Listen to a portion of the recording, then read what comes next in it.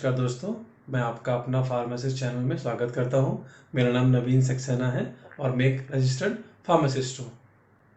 आज हम बात करेंगे डायबिटीज़, इंडिया में उसकी करंट सिचुएशन, उसके कुछ कॉम्प्लिकेशन और उससे कैसे बचा जा सकता है। जनरल भाषा में जो मैं आपको समझाना चाहता हूं, डायबिटीज़ क्या है। नॉर्मली क्या होता है, जब हमारे ब्लड में ब्लड ग्लूकोज का लेवल बढ़ जाता है, नॉर्मल में ग्लूकोज का लेवल जब बढ़ जाता है उसको डायबिटीज कहते हैं। ग्लूकोज हमारी बॉडी की रिक्वायरमेंट होती है, लेकिन उसको टिश्यू में या लीवर में स्टोर करके रखा जाता है और जब हमको जरूरत पड़ती है तो ग्लूकोज उपलब्ध होता है। लेकिन जब वो ग्लूकोज ब्लड में रहता है वो हमारे लिए नुकसान करता है और हमारे वाइटल ऑर्गन्स को भी डैमेज कर सकता है। तो ऐसी सिचुएशन जिसमें हमारी ब्लड में ग्लूकोज उपलब्ध रहता है उसको हम बोलते हैं डायबिटीज। अभी हम बात करते हैं कि करंट सिचुएशन इंडिया में क्या है। आज इंडिया में करीब 7 करोड़ 30 लाख पेशेंट डायबिटीज के हैं। हर साल 1 करोड़ पेशेंट डायबिटीज के ऐड हो रहे हैं। अगर हम इसको डिवाइड करें शहरी भागों में और गांव में, तो शहर में इसका परसेंटेज 8 से 15% है। पहले ऐसा सोचा जाता कि डायबिटीज केवल पैसे वालों की बीमारी है और अमीर लोग की बीमारी है और शहरों की बीमारी है, लेकिन अभी इसका पेनिट्रेशन गांव में हो गया है। 3% से लेकर 7% तक पेशेंट आज गांव में भी आ रहे हैं। और इसका एक कारण जो है, ये अपनी जो वेस्टर्नाइजेशन जो हो रहा है उसका एक ये बहुत बड़ा कारण है। हम लोग वेस्टर्न कंट्री का जो दिनचर्या उनका रूटीन फॉलो कर रहे हैं, इसी वजह से ये गांव में भी फैल रहा है और शहरों में भी फैल रहा है। अगर हम देखेंगे 50 साल के ऊपर के जो लोग हैं वो डायबिटीज की तरफ ज्यादा जा रहे हैं। 60 to 70% जो है डायबिटीज 50 साल के ऊपर के पेशेंट में होता है। अभी हम डायबिटीज तो समझ गए, लेकिन डायबिटीज को क्यों कंट्रोल किया जाए। मेरे ब्लड में अगर ग्लूकोज ज्यादा है तो ठीक है ना, मैं दवाई ले रहा हूं या नहीं भी ले रहा हूं, उसका क्या प्रॉब्लम होने वाली, ये काफी लोग को मालूम नहीं है। और इसकी वजह से जब हमको पता चलता है तब तक हमारे को काफी सारे नुकसान हो चुके होते हैं। तो यहाँ मैं आपको बताना चाहता हूँ, समराइज थोड़ा सा बताना चाहता हूँ कि भाई डायबिटीज के केवल नुकसान छोटे नुकसान नहीं है, बहुत बड़े नुकसान है। ये हमारे वाइटल ऑर्गन्स को नुकसान करता है।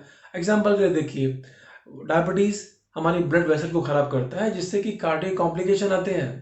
डायबिटीज हमारी किडनी को खराब करता है जिसको हम बोलते हैं डायबिटिक नेफ्रोपैथी। डायबिटिक हमारे रेटिना खराब कर सकता है, हमारी आंखों को खराब कर सकता है जिसको हम बोलते हैं डायबिटिक रेटिनोपैथी।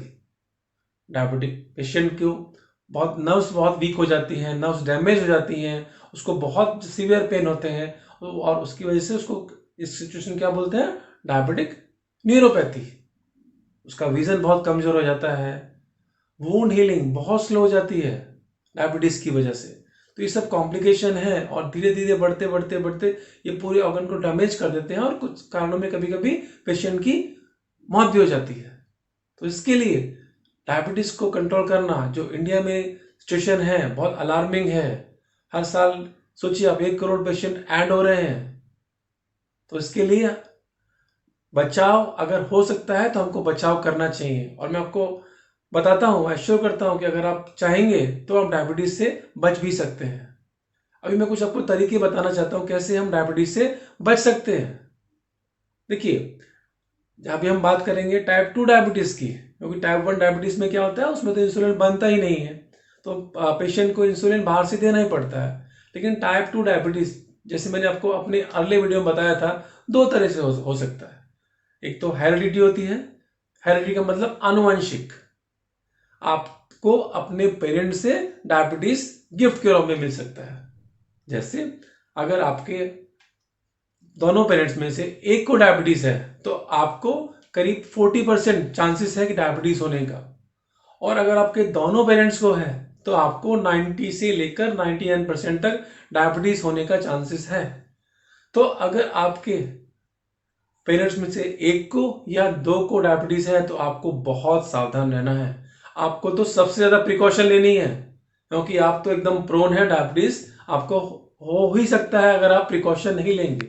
अभी आपको इसमें क्या करना है, आपको अपना blood sugar level regularly check कराना है, क्योंकि आपको डायबिटीज होने के चांसेस बहुत ज़्यादा है। तो आप हमेशा एक रेगुलर इंटरवल पे 2 महीने में 3 महीने में अपना ब्लड शुगर लेवल चेक करते रहिए। आपको एक बहुत अच्छी हेल्दी डाइट लेनी है, जिसमें आपको लो शुगर, लो फैट, लो कार्बोहाइड्रेट, हाई प्रोटीन और हाई फाइबर रहेगा। और मैं आपको एक और सजेशन देना चाहता हूँ कि आप अगर अपने मील को छोटे छोटे मील में डिवाइड कर लीजिए। अगर आप दिन में 4 मील लेते हैं तो उसको छोटे छोटे 8 मील में डिवाइड कर लीजिए। तो क्या होता है, जब हम एक ही बार हम ज़्यादा खाना लेते हैं तो ग्लूकोज ज़्यादा बनता है और उसको कन्वर्ट करने के लिए, उसको यूज़ करने के लिए इंसुलिन की ज़्यादा मात्रा लगती है। अब इंसुलिन क्या है इसको मैं आपको अपने अगले वीडियो में बताऊंगा, लेकिन अभी के लिए आपको अच्छा रहेगा कि आप अपने बड़े मील को स्मॉल मील में डाइवर्ट कर लीजिए। ये आपको वेट मैनेजमेंट में हेल्प करेगा और आपका ग्लूकोज लेवल भी बढ़ने नहीं देगा।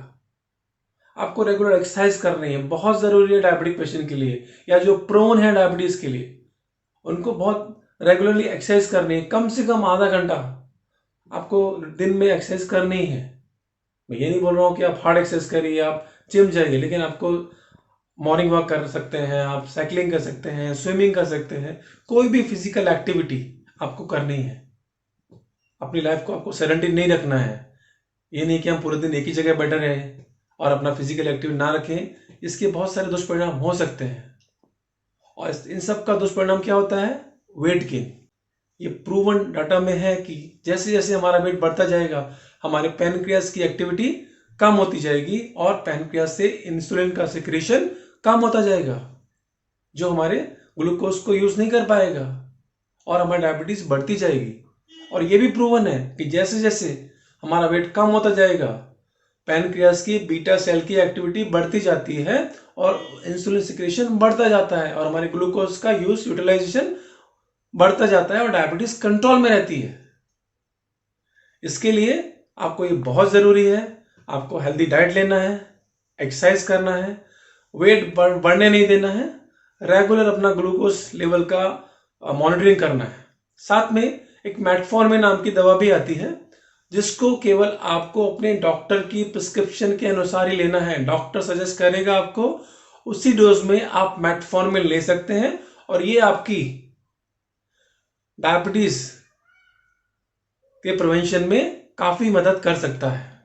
तो मैं यहाँ इसको समराइज करना चाहता हूँ मैं कि आप प्रिकॉशन क्या क्या लेंगे। आपको अपना रेगुलर ब्लड चेकअप कराना है।